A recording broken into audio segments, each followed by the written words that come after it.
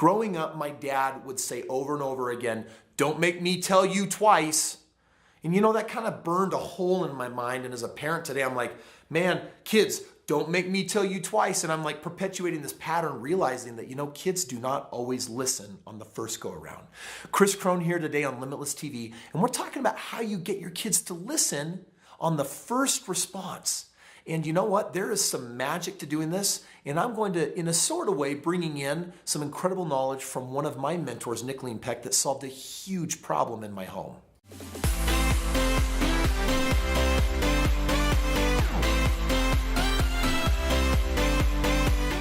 So one of my children used to struggle with autism in a very profound way. My wife and I were super fortunate. We found this doctor on the East Coast, and there was nothing happenstance about it. It really felt divinely inspired.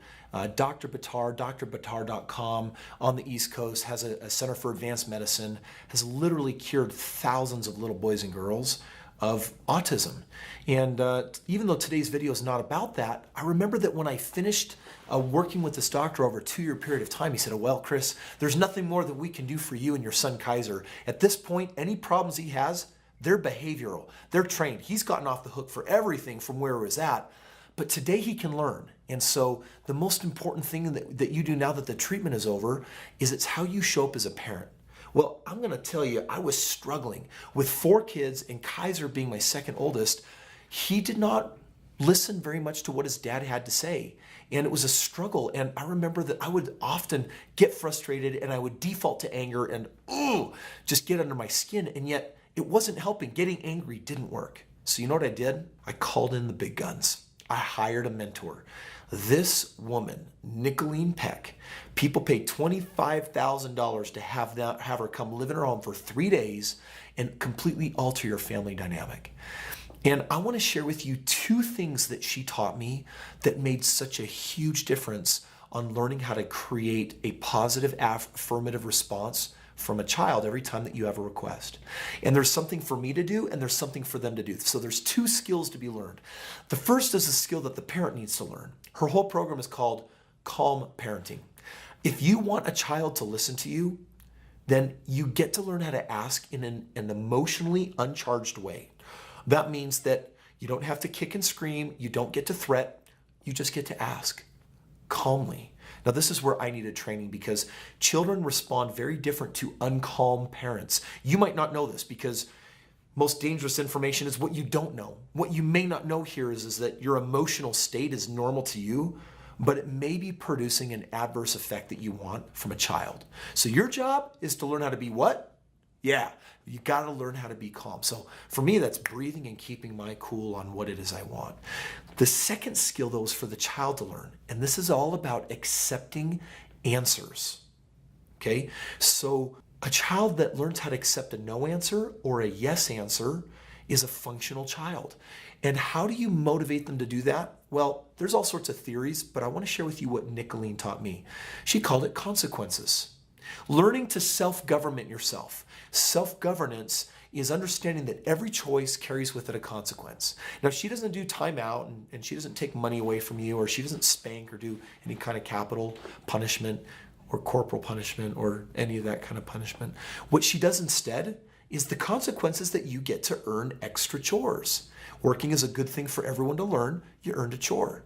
So if I am calm and I ask my child to do something and they don't give me the response, I calmly look at them and say, "You've earned a chore." Now, this does not make children at first very happy. So the most important thing to do is to sit down and create a precedence with the child. Is to say, "Hey family, we're doing an all new system. And I'm making a commitment to learn how to be a calm parent. Otherwise, my consequence is I get to earn chores and you can call me on it. You, as the children, I'm going to ask you to do things and you get to give me calm yes answers or no answers.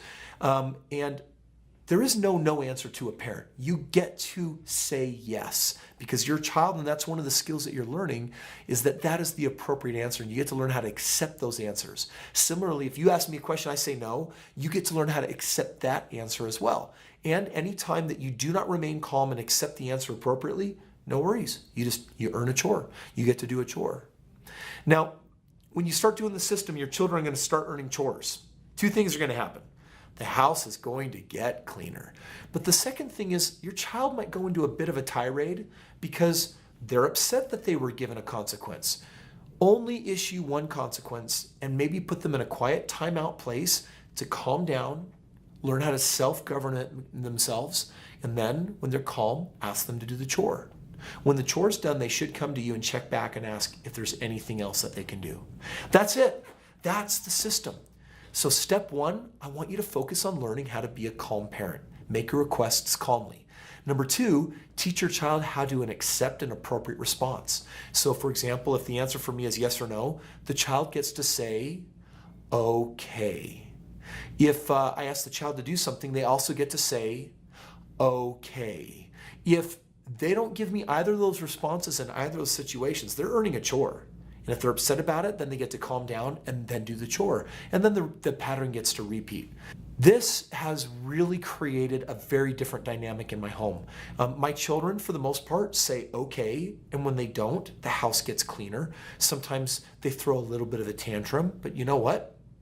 That's okay. They get to calm down, learn how to emotionally regulate, and then they get to go do the chore. Now, when your children get older and they understand this pattern, some of these kids are pretty smart. Then you get to upgrade the chore to something called a major maintenance.